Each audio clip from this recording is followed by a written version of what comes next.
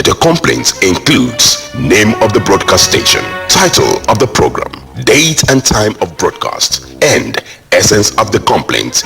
Also remember to include your name, address, telephone number, email, and append your signature. Note that your complaint must reach the NBC within 14 days of the queried broadcast. NBC, your right to quality broadcasting.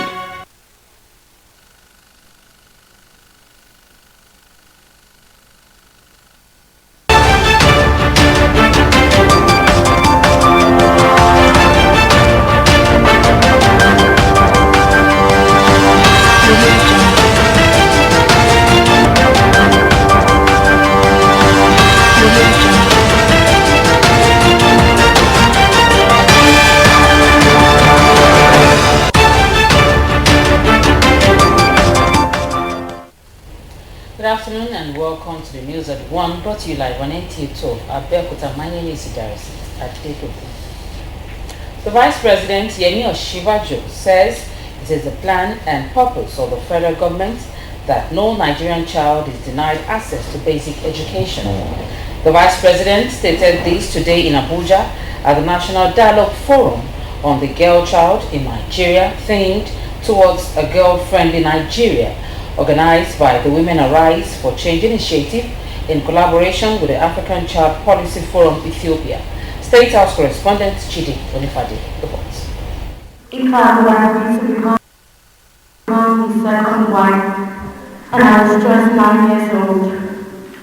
She may be young, but 15 years old Victoria Solomon at her age has a truckload of experiences that touched her heart on what she has faced as a girl child growing up in Nigeria. With tears rolling down her eyes, she recounts some of these ordeals.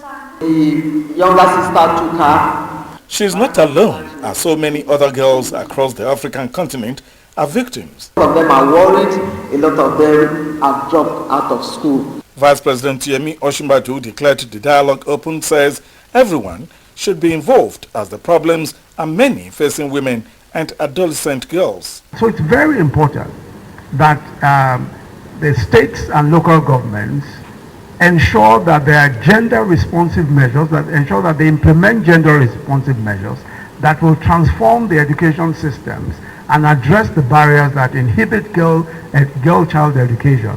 And all of this must be done very actively by the states. Delving into what government is doing towards addressing these challenges, the Vice President says these government programs targeted at both women and girls will bring back hope. And we are committed to ensuring that these initiatives happen. And to all young girls, and I want to say, to all young girls across the country, I would like to let you know that we understand the difficulties that many of you are going through. The mere fact that one is a victim does not mean that hopes are lost, or that all hope is lost. As a matter of fact, it's very important to emphasize that despite being victims, you have every opportunity to do better in life and to make a great success of yourself. We need to continue engaging in multi-sectoral collaboration between ministries to ensure progressive realization and immediate protection of girls. Creating a safe Nigeria for all girls where they meaningfully participate in governance. So investment in girls does not require economic wealth of a country or economic prosperity. Well, there is no doubt the African leaders are taking steps towards ensuring that the girl child receive better education, better life.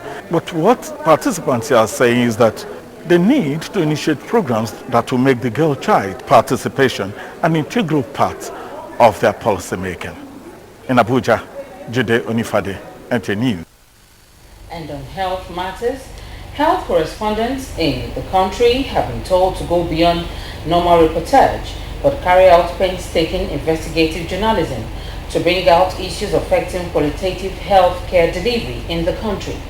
Executive Director, International Society of Media in Public Health, Moji Makonjola, stated this in a lecture entitled Monitoring and Evaluation as a Component of Investigative Journalism. Mrs. Makonjola charged health correspondents to save lives by effectively monitoring and evaluating budgetary allocation to the health sector to determine whether such allocations were used for intended purposes. She also charged participants to probe investments in the health sector to know the extent of government investments and effectiveness of aid from donor agencies for transparency and accountability. She advised journalists in the health sector to source for credible information from credible sources such as the National Demographic Health Survey, Federal Ministry of Health, multiple indicator cluster, among others, for accurate reportage on health issues. 15 participants drawn from broadcast and print media, including Yemi Dalimo, are attending the International Press Conference Investigative Healthcare Reporting Workshop in Abeokuta, the state capital. And away from health, the Department of State Services wants subversive groups and individuals to desist from negative media campaign against the service. A statement by the spokesperson for the service, Dr. Peter Afunaya, says the service uncovered plans by some groups to further use fake news, propaganda and malicious comments through sponsored articles to undermine it. DSS urges the public to disregard the emerging trends and patterns. The service has, however, warned the group to desist from doing so or be ready to face the full wrath of the law. The federal government has expressed its commitment to rehabilitation of the failed portion of Lagos-Sango-Abeokuta Federal Highway. The Minister of Works and Housing, Raji Fashola, gave the assurance during a teleconference between the state governor and the minister's team. A statement by the Chief Press Secretary to the State Governor, Kunle Shomori in Abeokuta, indicates that areas of immediate attention includes the failed portion along Songwater on the Lagos-Abeokuta Expressway and Otai-Jiroko Road, which have become a nightmare to motorists and commuters. A team of engineers from the Federal Ministry of Works is expected to visit the area for assessment preparatory to commencement of the rehabilitation works on Thursday. At the teleconference called at the instance of the Ogun State Governor, Dapo Abiodun, where the Minister of Works and Housing, Raji Fashola, Managing Director, Federal Road Maintenance Agency, FEMA, Engineer Nuruddin, Director of Federal Highway Construction and Rehabilitation, Engineer Folonsho Esson, among others. Governor Dapo Abiodun reassured the citizens of his administration's commitment to build and upgrade public infrastructure across the state. In the meantime, Ibadan, Ilesha Expressway is one of the major highways along the southwest corridor and contributing significantly to socio-economic activities in the zone. The deplorable condition of some parts of the highway, particularly the Ashegiri Bridge, which borders Oyo and Osun State, is now giving the motoring public along the roads a cause for concern. Femi Afariogun, who visited the area, reports that motorists are seeking government intervention against possible collapse of the bridge.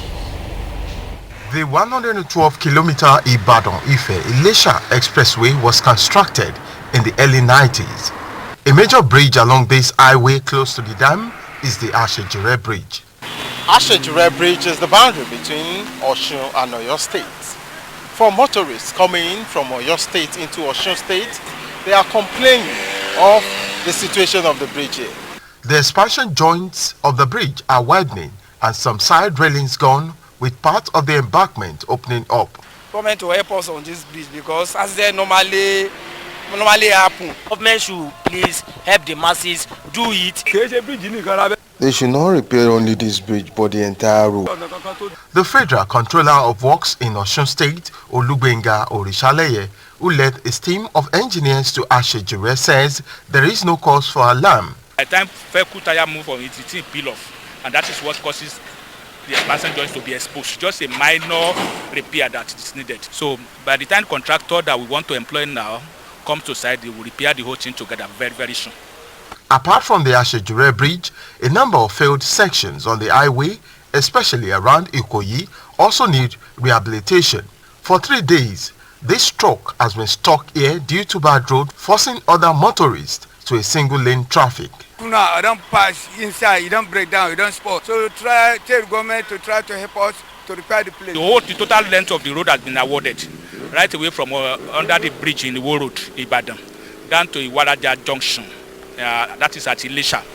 It will be done in the same way that the one from Lagos to Ibadan. The prayers of motorists is for work to commence soon to save them from the hiccups encountered on the highway. Femi Afariogun, NTA News.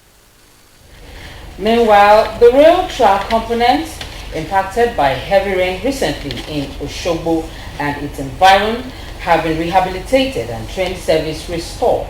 Wasiu Rauf has the details. The rail track components washed away by heavy rain in parts of Osogbo on the 3rd of this month left the rail track sleeper suspended, thereby hindered temporarily train service from the southwest to the northern part of the country. The management of the Nigeria Railway Corporation quickly mobilized for a rehabilitation work which lasted 4 weeks, and the affected tracks are now back for operation.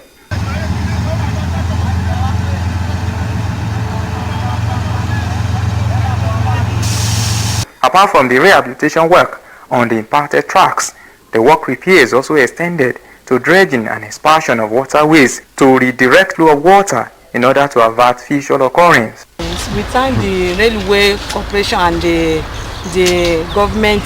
We are very happy for the situation of the job that they did, that they carry out an excellence. If you see up to this moment, the remaining maintenance was still carrying out. The work is very perfect, very fast, very perfect.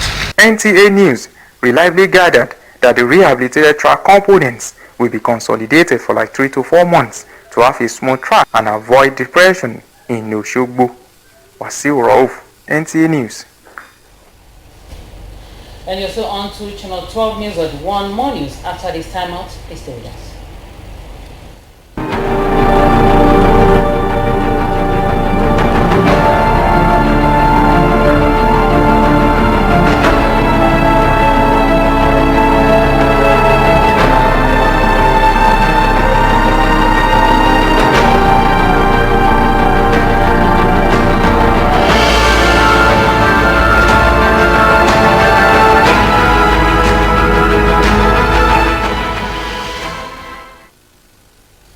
Welcome back and thank you for staying tuned. And moving on to entertainment news, Basket Mouth's wife narrates her ordeals before she delivered her third child. For details on this and more, let's join Talatu Emmanuel Mekan.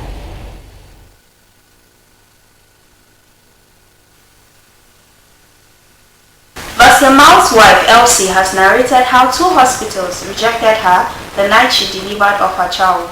The mother of 3 took to her Instagram page on Tuesday, August 31st, 2021, where she shared her experience, thanking God for making the delivery a success. According to her, they welcomed their 3rd child after 3 miscarriages. Wizkid's Essence featuring Thames has moved up to number 13 on Billboard Hot 100, which indicated that Essence has climbed 3 places. This feat came 13 days after the remix with Bieber was released. And finally, talented Nigerian youngster of the Ikorodu boys group Fawaz recently celebrated his birthday. The young boy, who clocked a year older on August 31st, 2021, took to social media to post some of his funny pictures. Fawaz, who also likes to be called Small Wiz, was celebrated by fans with kind words and well wishes. And that's all on entertainment news. Talatu Emmanuel Mekano. And talking sports, some participants at the games reflect on what makes Tokyo unique. Over now to our correspondent Femi Johnson in Japan. Japan was close to the world for 217 years, 1635 to 1852, due to a law known as Sokoku Edict. However, in 1852, the American Navy forced Japan to open her markets. The long period of isolation helped Japan to develop a unique culture and advance technologically. These technologies are what some Nigerians and other participants in Tokyo are benefiting today. Some of them reflect on Tokyo's capital city and the country's lifestyle. Coming to Japan is my first time as well, and I really enjoy the way people behave, the environment by itself, though it's more of like, I can say more mechanical because of technology. Tokyo is really very good. That due to pandemic, you cannot go out. But however, you are enjoying the village facilities. Also in the stadium, the very good arrangement. And also people also very friendly and very good. I must tell you that it's a good country. The people are nice, well-organized community, and above all, they are taking care of the athletes properly at the games village. There have never been any cause to complain. They facilitate you where you want to go. If you want to go to the Olympic village, there are some people who guide you. If you want to go to... And before we go, rape is a grievous offense before God and under the law of the land. It leaves the victims with lasting trauma, while the culprit faces prosecution from jail terms as punishment. Therefore, say no to rape. NTA stops it. And on that note, we say thank you for watching Channel 12 News at 1. See you at 7.